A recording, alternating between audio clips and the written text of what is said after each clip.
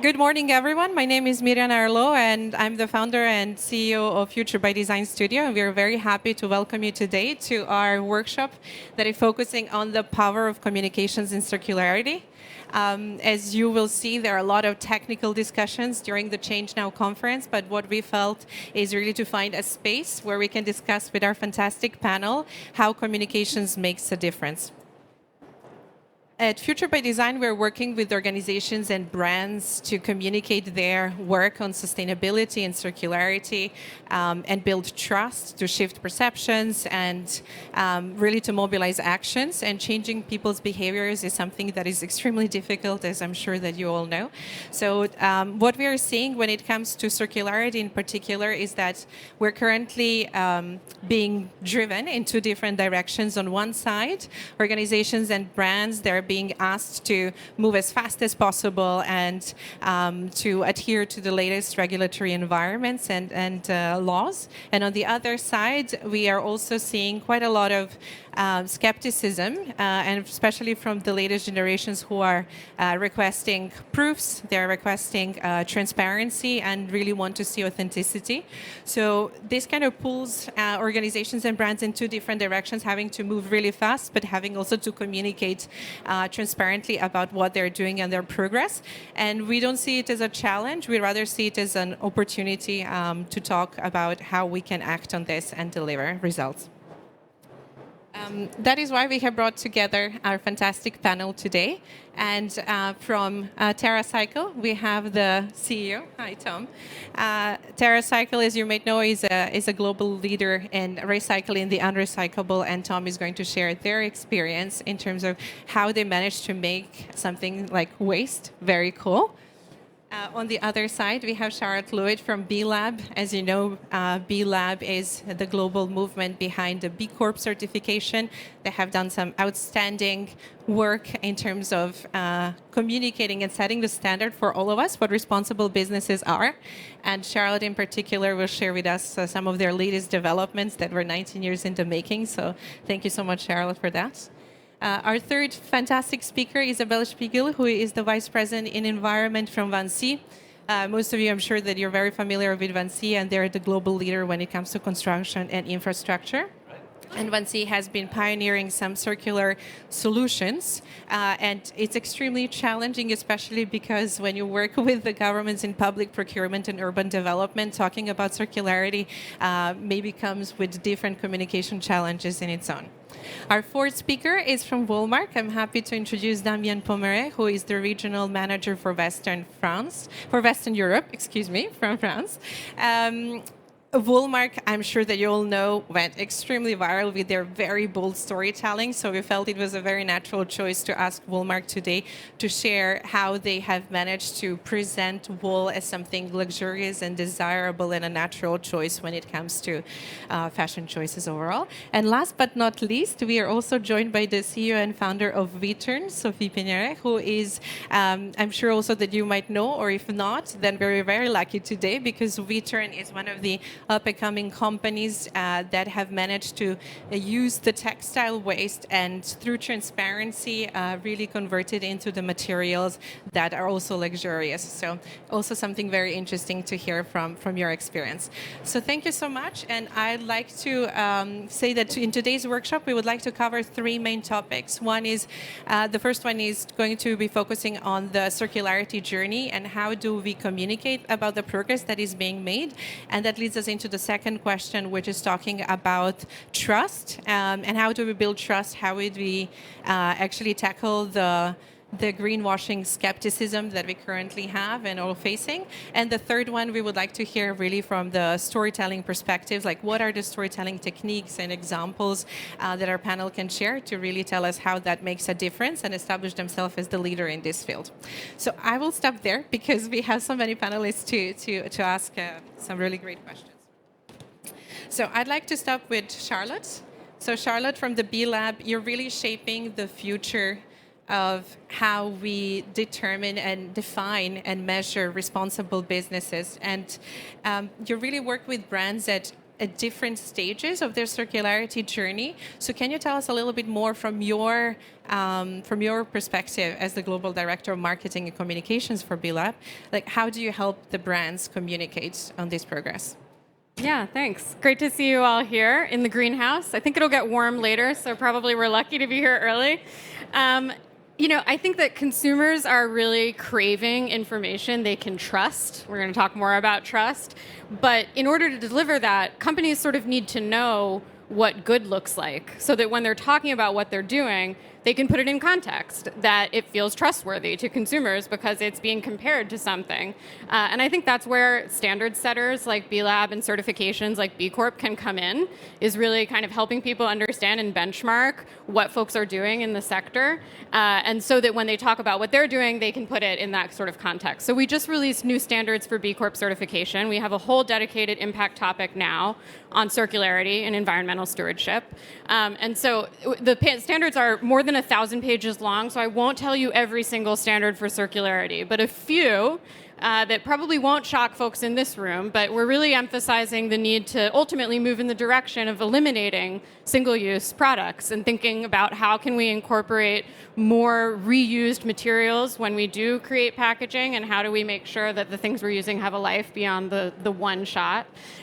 We're requiring companies of all different sizes and industries to take action on this topic. So, for example, some companies might be looking at the resource inputs that they're getting and where they're coming from and how they're impacting local communities who are making manufactured goods. But if you're a smaller company or you're a service-based company, you might instead be thinking about sort of what you procure and from whom and the impact of those procurement decisions, or the decisions about what clients you choose to work with. If you're in communication, that might be actually the biggest source of impact for you. So I think that especially as the regulatory landscape is changing, we're all going to need to be thinking a lot more about how can the claims we're making be rooted in something that is objective and allows us to talk in a way that inspires trust. Thank you so much, Charlotte. Yeah. Leading into that, Isabel, can you tell us your work in your industry? Actually, circularity is not just a buzzword, something that you can just communicate for the sake of it.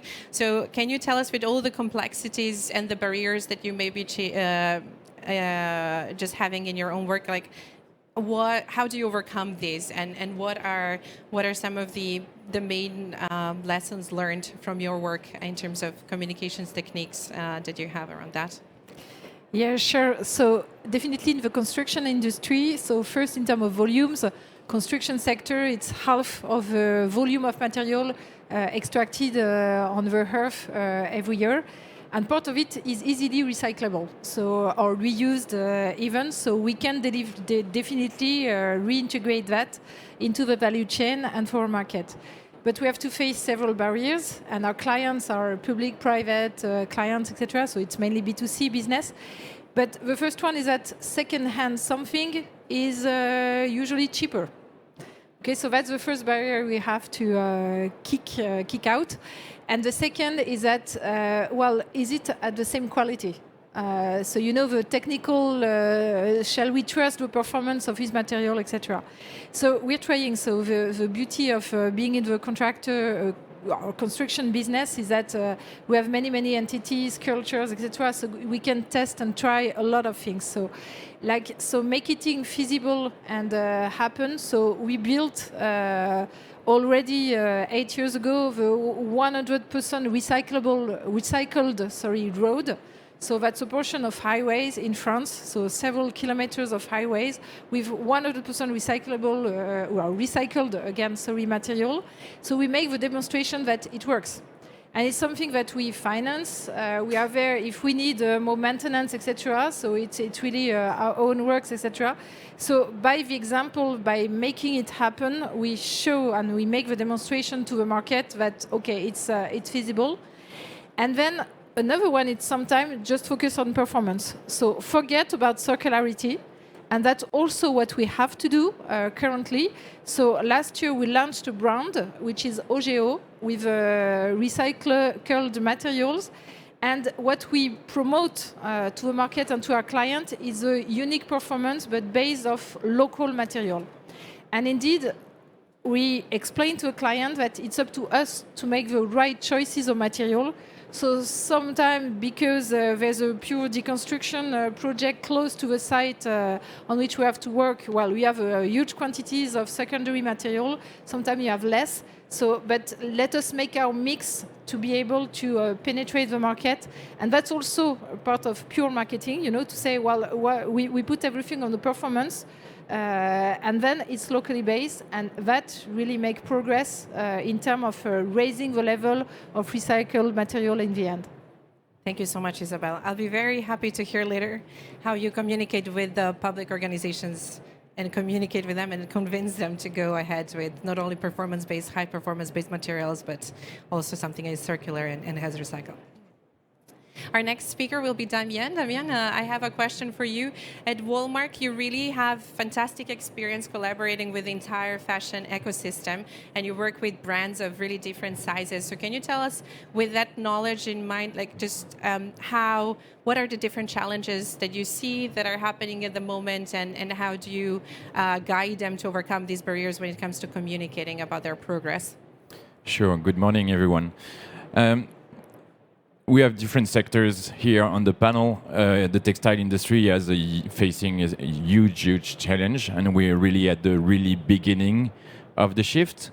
So I joined the company, the Woolmark company, 8 years ago, and since we can see that more and more brands are coming to us with different approaches, but it's always a bit the same thing. Where should I start? What should I do? The barriers are in how it could come from the studio, for example. Can we replace this fiber or this plastic fiber by another one? What about the price? What about also, if I'm doing a better product, what about the core product I was doing before? Still, so that's part of the leaders' questions, and also is where should I start? Where I engage, and when I start changing really a part of my collection, for example. And so what we do, first of all, we start discussing with them, saying you can be bold, you can shift plastic fiber with natural fibers. It's not only better for the product, for the circularity, it's also better for the performance, it's better for the health. And we, step by step, start working with them. And we can see that it could happen with small brands and also big ones. And one thing I can say, maybe years ago we heard a lot of luxury groups or big brands saying, okay, claiming huge objectives in 2030, 2050. And one advice we have now is maybe start doing the change, a small step, because we are facing challenges every year, and claiming being neutral carbon, I don't know, in 2050 is really bold, but is risky for the leaders. When you can start working on it, doing small steps, and then communicate about the small steps you achieved. Thank you so much. Thank you for the great perspectives from different sectors. I'd like us to dive into the second set of questions, talking about the greenwashing skepticism and how do we build trust through clarity and authenticity. So Tom, I'll have a question for you. If I'm quoting it well, you said, Tom, do the best you can and be transparent about the rest, which I think summarizes really well what we wanted to tackle in this question. Can you tell us, how do you work with the brands who are your partners and clients at the same time, and help them communicate well on this, help them be very clear, very transparent about what are the actual achievements that they have, and how do you keep public on board as well, because it's not perfect, right? So how do they respond to it? Yeah, absolutely. I think the first is, let's look at the context of where we're in. In 25 years and working in this topic, 20 years ago, 25 years ago, sustainability claims were very easy to make. Everyone sort of gave a gold star if you did anything. And we've shifted, starting about 10 years ago. You mentioned it in your introduction. There's a lot of skepticism, a lot of anger. That many times is manifested in people attacking for greenwashing, and if you're not doing that, then you're green hushing. And also just screaming transparency on everything. My biggest advice is sort of two parts. I think there's what has happened as a result of this landscape is most large companies are simply abandoning the concept of claims. They're saying it's too risky. Let's just remove all environmental, credentials from our products. Let's take down that level of risk. Now the problem is the same companies will also say if we can't market it, then let's not invest into it. So there's a great retreat that's occurring. I mention that because when there is a lack of crowding, anyone who does anything is going to be more noticed than ever before. So we're in a moment right now where the competitive environment overall has greatly retreated, which means that anyone doing anything can be noticed in a way that was never the case 10 or 20 years ago. So I think there's a lot of opportunity to get this right. Now, how do you get it right? Claims, there's two types of claims, if I really simplify claims into two buckets. Let's say I'm going to make a claim that I am athletic. If I say to you I'm athletic, what does that mean to you? Someone may say, sure. Someone may disagree. You probably need a third party, like a B Corp or someone else that says, this is our definition of athletic, and Tom meets it or does not meet it. And that type of claim, that sort of general claim that is dependent on other actors, or if it's in my world like recycling, dependent on an ecosystem of actors, which may change in every city, are very, very easy to challenge. But let's say I didn't make a claim that I'm athletic. Let's just say I make a claim that I run 1 kilometer every day. That's a statement of fact. Very difficult to challenge. You can decide whether that makes me athletic or not. Maybe you think that is not a big deal. Okay. Maybe you think it's wonderful. You can decide. But I am just giving you that very simple statement of fact. The benefit of that is it insulates from any form of attack that's going to occur, and doesn't get you in a defensive position on arguing what is athletic to begin with. So for example, in the world of recycling, we always say if your product is questionable, don't just say it's recyclable, say you can recycle it in this way, in this area, and give that specificity. And I think that really can bring folks along very, very easily. And then from there, when you start getting wins like that, that's when you can then start build, and I think pushing to greater boundaries. But I think that would be my biggest guidance, especially in this world where the risk profile seems to be very high on making claims. Thank you. Sophie, can you also comment on this question? Like, in your experience, how did you build trust with your customers and partners and oral clients? Sure. Hi, everyone.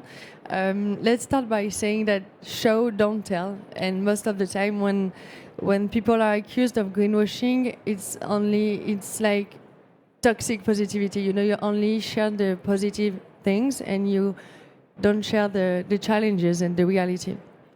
And from my perspective, to gain trust, you have to communicate the things that no one wants to say, that it's the things that are really hard to say, and you have to show how to solve the problem. Because this is for me the only way to gain trust is to be the most honest, through honesty and transparency. And most of the time, greenwashing criticism happens when the companies are taking advantage of communicating, for example, on recycled materials, but they never say where it comes from, which kind of recycled materials they have, which partner they have chosen, and yes, exactly, they are missing a lot of information. And for me, the most important is to show all the challenges, is to show how it is difficult to reach the good quality, the right quality with the right partners. And once you will be like more honest and the most transparent on your communication, you tell every challenges that you're facing. I think it's gonna be like you're facing, and you're eliminating any kind of greenwashing criticism. And it takes a lot of courage to identify the problems, and sustainability is solving is a solution to a problem. And people, especially today, are facing facing a hard time to explain to to be honest about what is going on. I think it's mostly what we are facing today is that the company needs to explain, need to show which challenges they are facing, because this is the best way that you are including people, and because you are including people, you are showing that you care and that they care about the results. I think this is from my perspective. Yeah. Sorry. Great, thank you. And Charlotte, talking about trust still, with this new certification that just launched last week, and congratulations again on that. Can you just tell us what are the core ingredients of trust in your perspective, looking at the different companies that are B Corps? Yeah, I mean, I think I would build on both of what you said, which is that what we're really talking about is what I call the say-do gap, right? So when you do more than you talk about, the risk is that the company's made a bunch of investments that now it's not kind of realizing the full benefit of, because it's not telling anyone what it's done. That's the cost of greenwashing, right? But when you talk more than you've actually done, you open yourself up to really substantial risk. So one of the new standards actually is, we have a couple that are relevant here. One is around having actually like a responsible marketing and communications policy. So this idea of making claims that are rooted in facts and reality. The other is actually sharing how your performance compares to what you said you were going to do in the last certification cycle. So this idea of continuous improvement, but actually just making it very clear to people like, well, we set an ambition to do this, and here's the outcome. And when the outcome is different from the intention, actually just explaining to people transparently what it is that happened there, that led you to a different place than you thought you would be. I think that this kind of way of making sure that you're aligning what you're saying with what you're actually doing, it mitigates a lot of the risk you're talking about. Great, thank you. Damien, moving into the storytelling, again, I think that Woolmark has really set the bar very high when it comes to bold storytelling on sustainability and circularity. And we have seen in our own experience that working with communications and design and organizations, I've been very inspired, but still not many of them are ready to take this bold stance and really go to the basic of what is the mandate, what do we try to communicate, what is the change we're looking at in this world. So can you tell us a little bit more about the storytelling that moves markets, and from Woolmark's perspective, if you have any insights about the campaigns Wear Wool, Not Waste, we would be very happy to hear more about that. Sure. So earlier I talked about the fact that we are supporting brands and all different actors, from farm to fashion to whatever the challenges they're facing. So that's one part of our mission at the Woolmark company. The other part is once in a while we are also addressing a message directly.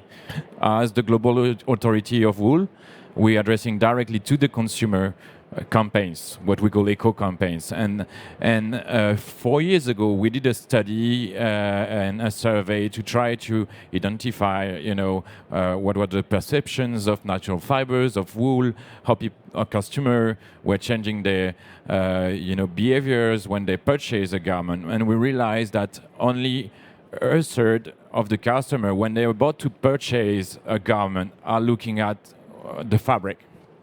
So it means like 2/3 of us, when we buy something, we have no idea of what it's made of, no idea about the impact, no idea about if it's relevant for the usage you will have or you're looking for. And so I think we changed also the way we were addressing those campaigns, and we all invested into this mission at the Woolmark company, and we thought, okay, let's go with a much clearer message. Let's go a bit more on the activist side also, and to say, because we realize also that the customer, most of us are not linking polyester or polyamide with plastic. So the first message of the Wear Wool Not Waste was like, polyester is plastic, and microplastics is coming, a third of microplastic is coming from textile. So that's it's scientifically proved, and that's a clear, simple message. And I think it's been well received from the industry, from the professionals, because nobody really saying this. And also from the customer, because we are working with our audience to educate them. And it's just not saying what you should consume, just saying the truth about what it is. Then you can choose according to what you want to do. We don't tell them what to do. We're just saying, as you, Tom said before, like the truth and more information. And then we open the second chapter where we will not waste. We're just explaining that every plastic garment that has been created is still on Earth unless you've burned it or buried it. So there's an impact after it's. I think it's working with simple, bold messages that are scientifically true and also just letting the customer on the journey with us on this consumer behavior switch that we all need to do. Thank you. I think that's something that is often overlooked, that a lot of the campaigns in storytelling go and like act now and change your behavior, which is kind of the fourth step. First you have the ignorance and then the denial and then pre-action and then they actually act. So I think it was very interesting how you also said that you can also inform and then the customers, the consumers, they can decide in which direction they'd like to move. So very interesting. And we're doing the same with brands. We're not saying what is sustainability or what we're just telling them ways to improve, and it's up to them according to where they are in the journey, in the switch, and the possibilities, and then they choose, and we support them whatever they want to do and whatever they can do. So it's the same approach basically. Yeah. Great. Tom, building further on that and storytelling, TerraCycle has been really great in making waste look cool and talking about shifting perceptions. Can you tell us a little bit more? Which type of stories did you kind of put out there for people to really start thinking about it, to see kind of some changes in behavior, etc.? Yeah, it's a good question. So our tenets on how we tell stories or how we advise our partners to bring their stories to life, it's based on this challenge, I think, in sustainability, which is that sustainability has two major barriers to the general public. One is it's complicated. It has all sorts of tensions. You do something good over here, maybe it's not so good over there, right? There's this fierce complexity. That's one. And two, it feels like an uphill journey, right? It is more synonymous to I have to, change my life and work harder, let go convenience, these sort of challenges, right? These are the two major buckets. And so in all storytelling, I think, especially if you want to get to the mass public, you want to bring it to everyone, you have to really steward for those two parts. So the first component, and this may seem like it has a tension with the idea of everything we've heard on the panel here around transparency, right? Because transparency is information. You heard from our friends at B Corp, it's 1,000 pages of standards, right? That can melt my brain just thinking about it. So I think in the overall communication, you want to really focus on how do you simplify the idea as absolutely much as possible, and then if there's someone out there who wants to go into depth, allow them and make that available, right? Because it's only going to be 1% of the public or maybe 1% of 1%, but that has to be there, or that group who is going to be very vocal is going to start critiquing, and you want to make sure they're on board as well. The other is frame your idea fiercely in convenience. And the more ambitious the sustainability concept, the more convenience is absolutely critical. If I compare our two major divisions in recycling and reuse, recycling is a little bit easier. But reuse is more complicated, right? If you think about the different ways as a consumer you can experience reuse, they are all either a little bit or fiercely more complicated than just taking a product off the shelf, consuming it, and throwing it away. Now, it's important not to paint the current behavior as a villain or as a problem. Oh, you're bad because you have disposable consumption, right? I think it's much more interesting to say, why do we vote for disposability all day? Well, we vote for it because it's incredibly convenient. Okay, so it has won. It is the winning idea. How do we then bring out, in this example, say reuse? It's not about saying have a less convenient life. our mantra in reuse is, how do we make it feel like disposability? Put all the behavior of disposability, the things we love, the simplicity of it, the ease of throwing something away, the ease of purchasing something, put that on a pedestal and aspire and make everything feel as much like that as possible. Because every step you deviate away from that simple thing people really love will logarithmically lower the chance of success. And especially with the general public, which is who we have to bring along in this journey, right? It's not just us here who have shown up to a conversation like this. It's the people walking outside who couldn't explain to you what climate change is and don't know the difference between recycling and recycled content and 100 other such examples. So really think through, you'll have huge benefit in this fierce simplicity of communication and making the idea not feel like it's going to be a burden for someone to implement. And I'll close on this one point. You know, if you look at the news out there, I'll take the American news system. What is the #1 news channel in the United States? It's the one we all hate, Fox News. But it's the winner. And why is it the winner? Because it simplifies everything down to yes or no. There's no gray. And you know what? It's the message they send is horrific. But the way they communicate is genius. And we need to meet everyone and bring them along. So think about those tenets when you especially when you're trying to communicate these incredibly complex concepts that we're all here working on. Great, thank you so much for that. So building further on stories, Sophie, if you'd like to tell us, Weturn has been really successful in bringing together and showing us the storytelling around design traceability. So can you tell us a little bit more what kind of stories have been vital in resonating both with the brands you've been collaborating with and also the customers? Yeah, of course. At Weturn, we are facing big challenges on storytelling because today we are mainly working with luxury brands and luxury groups. But the fact is that we have decided to start with to convince this kind of actor that recycled is great because I believe that once we will convert this actor, we will spread it into the market. And the fact is that in luxury brands, they are terrified of communicating on sustainability because their beliefs, and I don't know if it's right or wrong, I don't care, it's like they believe that they are sustainable by definition because they produce locally, because they produce low production, and so it's very hard for us to convince them to communicate. So the brands directly don't want to do that because they never communicate on the furnishers, they never communicate on the suppliers, but the groups do. So LVMH do a lot with theirs and others. So this is one of the challenges is that we try, so we are working in the shadow, This is one of the things. So we try to do things differently. So we are a B2B company, so we are not directly facing the consumers, but we have tried to launch what we call the micro bobine.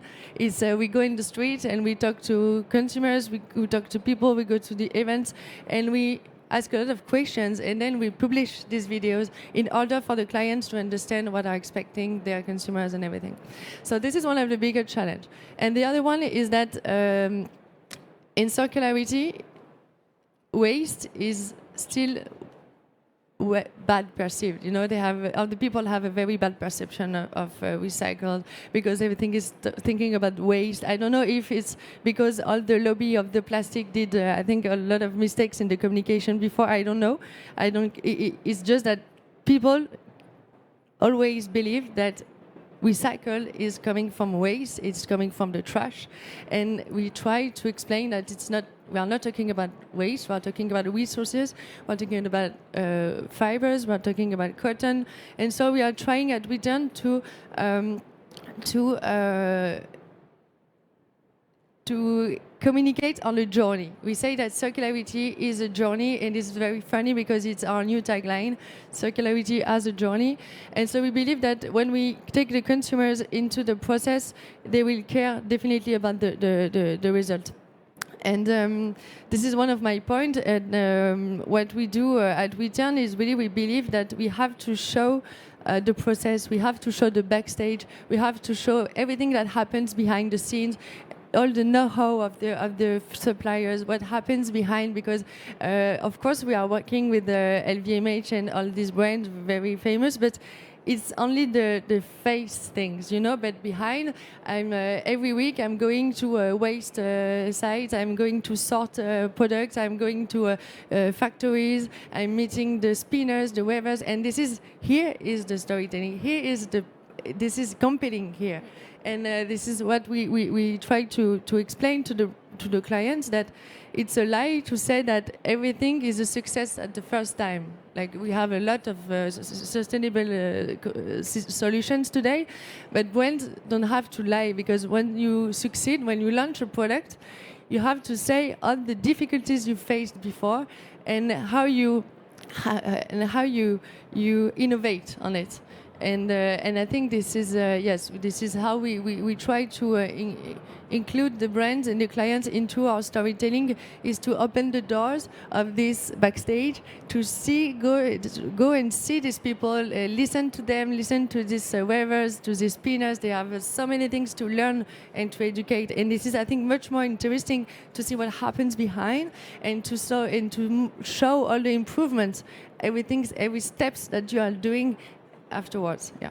Thank you. I think it really kind of taps into the whole honesty and how everyone likes to see what happens behind the scenes. And this is so passionate. And build trust for that. One more remark. I would really like to hear from Isabelle. The type of storytelling that you have at VINCI is quite different when you communicate with the public sector. So just very briefly, can you tell us a little bit more?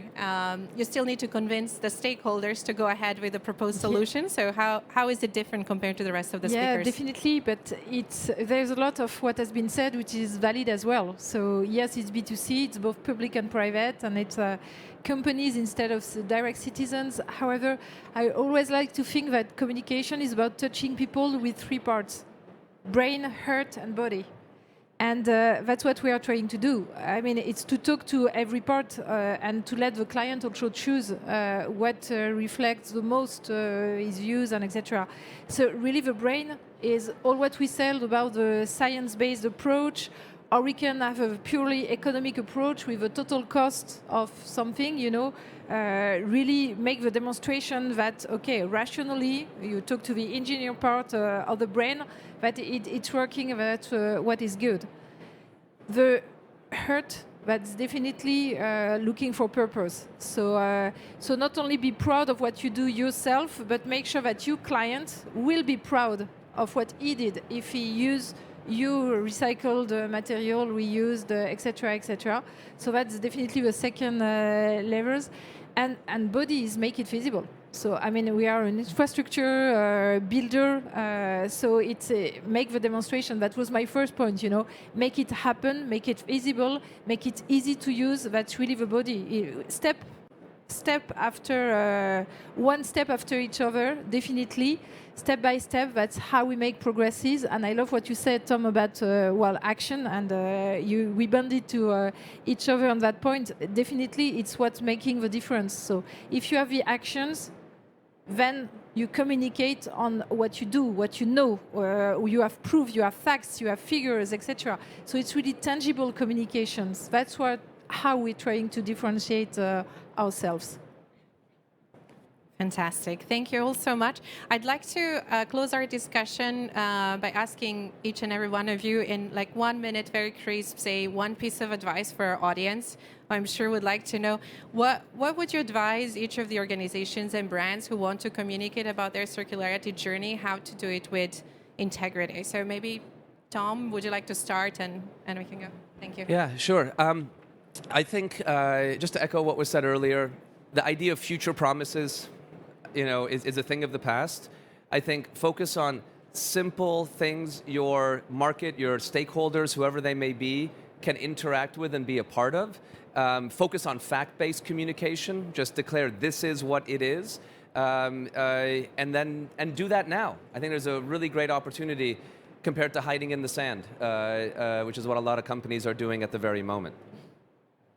Yes, and a good way to define the courage, I think, is to act collectively rather than alone. So we are coming up on 10,000 companies in our community. There are others out there. Within the B Corp community, there are organizations like the B Corp Beauty Collective that are working together, companies like Rituals working alongside small brands that have been doing reusable packaging for a while. I think that we can't change and make this easy for consumers one brand at a time. We have to think about systems that are going to span multiple companies. So my advice would be find someone else to work with. My word would be authenticity. So definitely be yourself. So I link it to the facts and figures, etc., and take action now. So even if the action is not 100% perfect, it's better to move now with what you have in hands and available, etc. Explain with transparency that, okay, maybe it's not perfect and maybe we'll change, and it's an incremental views, but definitely it's authenticity and act now. I would say believe that it's possible. In all the different projects the brands are coming up to us with, each time, all the time we find a solution and there's options. For example, we started working with the swimwear industry, 100% plastic, and we managed to do a 100% merino wool board short. Now, women's also swimwear, 100% also natural fibers. It's possible. We did running shoes without plastic. We did so many different things. So believe it's possible. Start the conversation now. Come to us. Choose natural fibers and circular fabric if you can. And after, as you also said, like in fashion especially, it's an industry that was working in pillars. Nobody were talking to each other. We're all competitors. It's over this. And there's NGOs like us that can support you. The suppliers can support you. So there's many options. So come to us. And we have great teams that are more than happy to freely and confidentially start the conversation. And I would say don't be afraid, because action conquers the fear. And in my opinion, it's a constant test and learn, and don't be afraid of fixing goals and reachable goals, of course. And of course, yes, be in action, meet people, yes, create an ecosystem around you, and stay always in action. Don't be afraid. Don't stop. Thank you so much, everyone.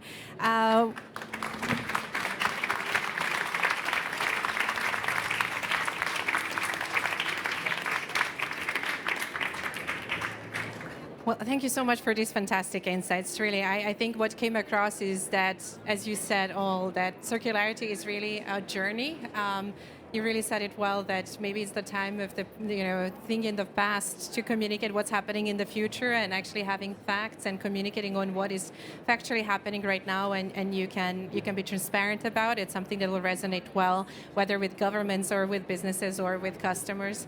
And very simple messaging and bold storytelling is something that can go a long way to help us on that. I think that we might have just a chance for one question from the audience, if there's anyone who'd like to ask anything. If not, yes.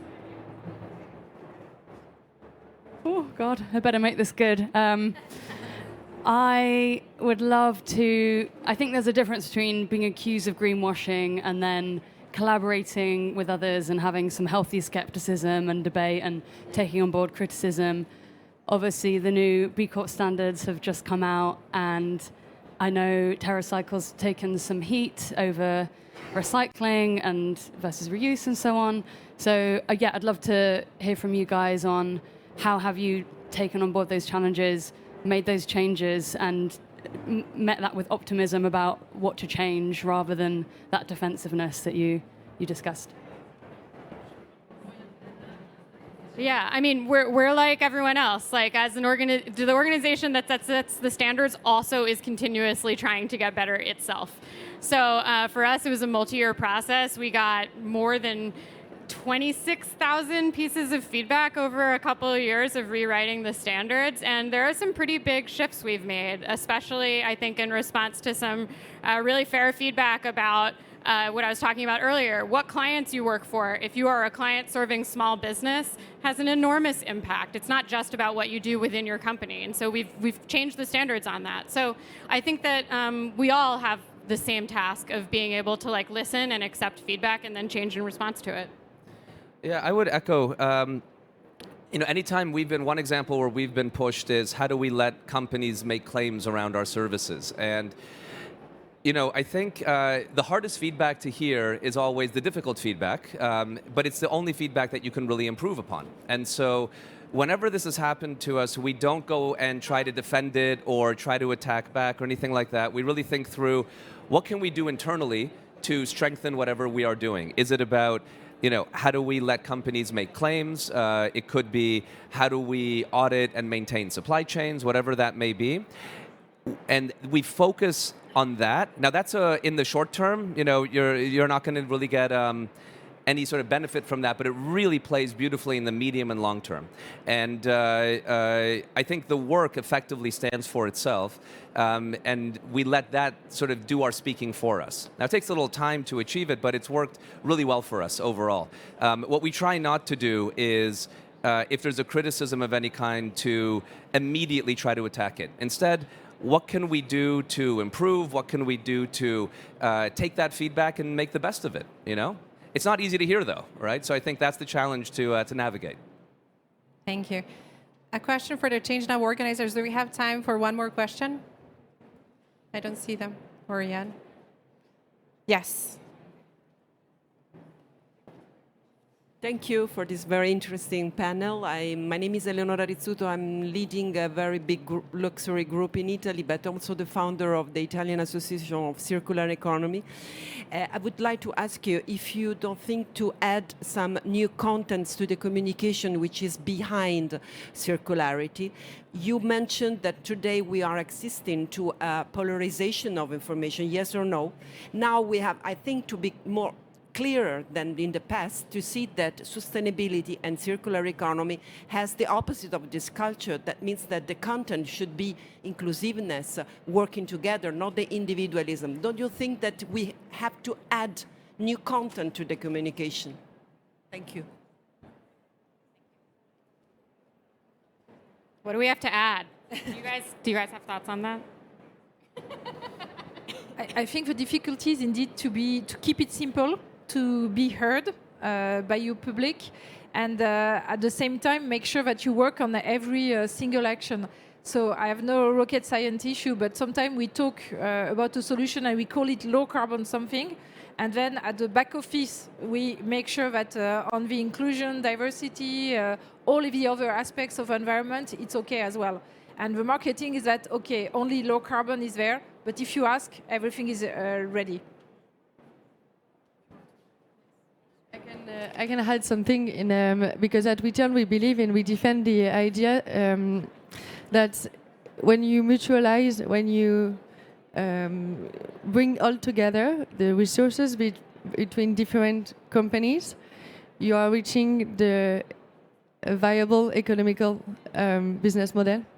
And this is, of course, systemic. This is collective, and because in the circular economy you have sometimes you have 5 or 6 steps from the collection to the distribution of the new recycled materials, and so of course you cannot do it alone. If the objective is to thrive circular economy today, it's of course by bringing together competitors, partners, clients, and so on. Great. Well, I think with this, we will close today's panel. Thank you again for your great insights and for everyone for joining us.